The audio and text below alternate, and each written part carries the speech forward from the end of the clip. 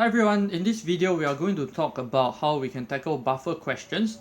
In particular, when we add something into the buffer solution, how would the pH actually change? So the only equation that you need to use over here is the Henderson-Hasselbalch equation. If you don't know how to derive this equation, please go and watch the previous video on its derivation, because this is quite important because sometimes questions will give you the basic buffer instead and you will have to know how to derive it. Right, so it is not that not difficult, so please go and watch it and try it out first.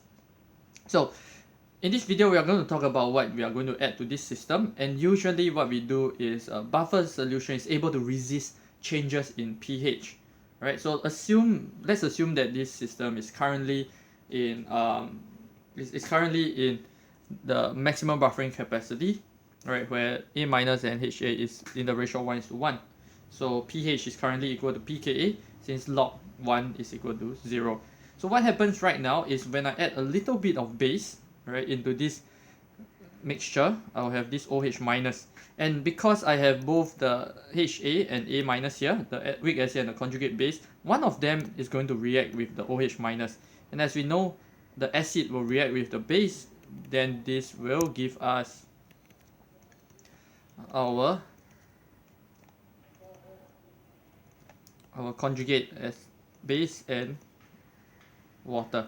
Alright, so basically this is how we remove it. So if you simply look at this example here, you will notice that my weak acid has decreased by the same amount of OH minus that was added. Whereas my other species, my conjugate base present, will increase by the same amount of OH minus added. Alright, so this increases and this decreases by how much? By the amount of OH minus that was added. So notice the words that I am using. I'm using the amount, the new amount of the different species. Okay, so we don't work with concentration, we are working with amounts over here. So if you want to tackle such questions, a lot of students get very confused because they are preoccupied with calculating the new concentration, which is actually not the best way to target this. Instead, you should convert everything to its amount, right?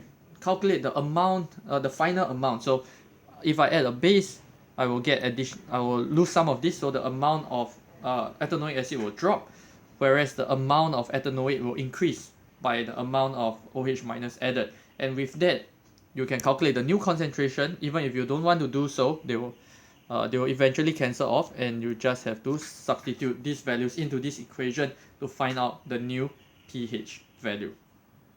And that is all there is to buffer questions. Just work with the amount instead of concentration, and then convert it back to concentration and plug it into this equation. You will be able to answer the bulk of your questions.